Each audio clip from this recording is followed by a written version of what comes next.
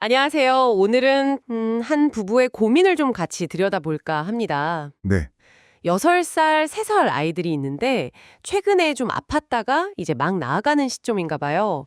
근데 외출 문제를 두고 부모님 생각이 좀 엇갈리는 상황입니다.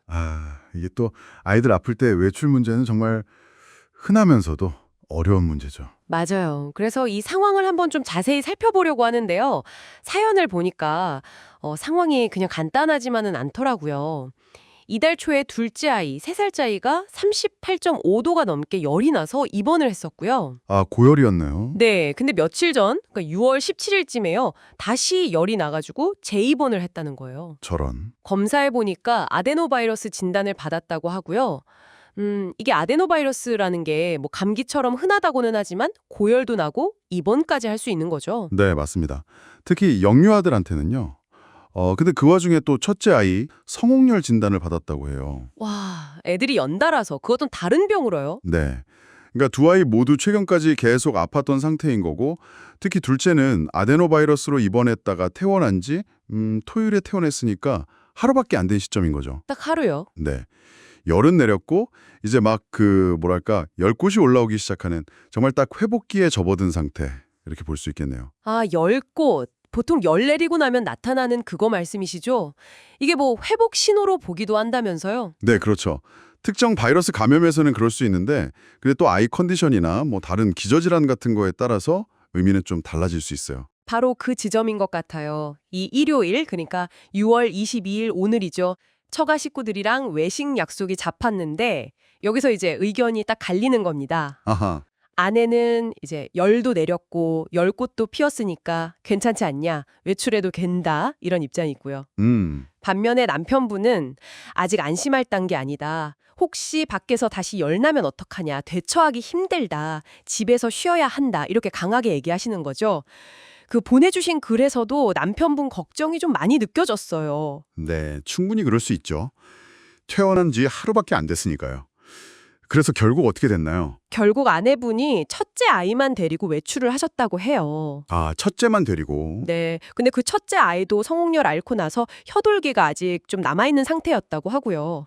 완전히 회복된 건 아니었네요, 첫째도. 그런 셈이죠. 그래서 남편분은 이게 좀 답답하셨는지 온라인 커뮤니티에 글을 올리셔서 다른 부모님들 의견을 구하고 계신 거예요. 내가 너무 예민한 거냐, 아니면 아내 판단이 좀 성급했던 거냐, 이렇게요. 네, 여기서 좀 눈여겨볼 점은 이게 단순히 이번 한 번의 갈등이 아니라는 거죠.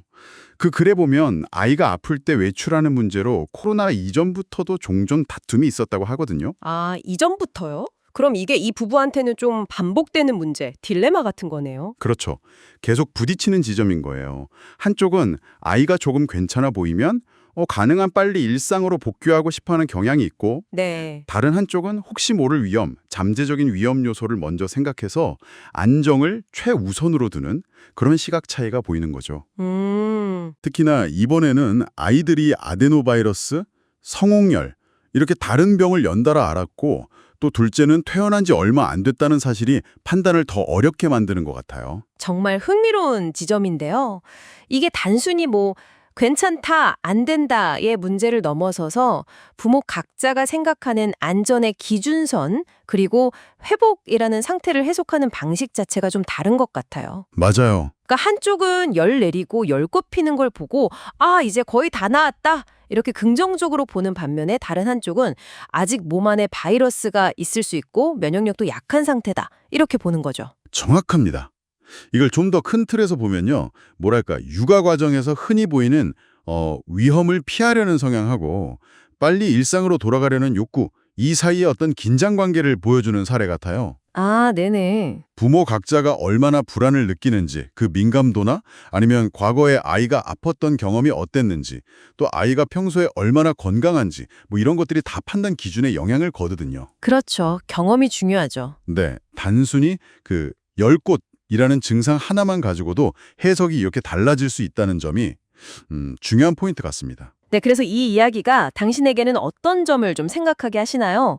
오늘은 아픈 아이의 외출을 둘러싼 부부의 서로 다른 시각, 그리고 그 배경을 좀 깊이 들여다봤습니다. 네. 최근에 아이들이 연달아 아팠던 그런 구체적인 상황하고 또 회복기에 어느 정도까지 활동을 할 수 있느냐에 부모님의 상반된 판단, 그게 부딪히는 지점을 좀 따라가 봤는데요. 저희는 뭐 어느 한쪽 입장이 맞다, 틀리다 이런 걸 말씀드리려는 건 아니고요. 그렇죠. 주어진 정보를 바탕으로 상황 자체, 그리고 그 안에 담긴 어떤 복잡성을 전달해 드리는 데 좀 더 집중했습니다. 네. 이 사연은 우리 모두에게 좀 중요한 질문을 던지는 것 같아요. 아이가 아팠다가 나아가는 과정에서 도대체 어느 시점부터 정말 괜찮아졌다고 판단할 수 있을까? 그 기준은 뭘까? 네. 그리고 부모 간의 이 기준에 대한 생각이 정말 첨예하게 다를 때 그때는 어떻게 서로를 좀 이해하고 조율해 나가는 게 현명한 방법일까 하는 질문이죠. 맞아요. 오늘 저희가 나눈 이야기들을 좀 떠올려 보시면서 만약 당신이 비슷한 상황에 처한다면 어떤 점을 가장 중요하게 생각하실지, 또 의견 차이가 생겼을 때 이걸 좀 좁혀가기 위해서 어떤 소통 방식을 한번 시도해 볼 수 있을지 잠시 고민해 보시는 건 어떨까요? 네, 좋은 질문인 것 같습니다.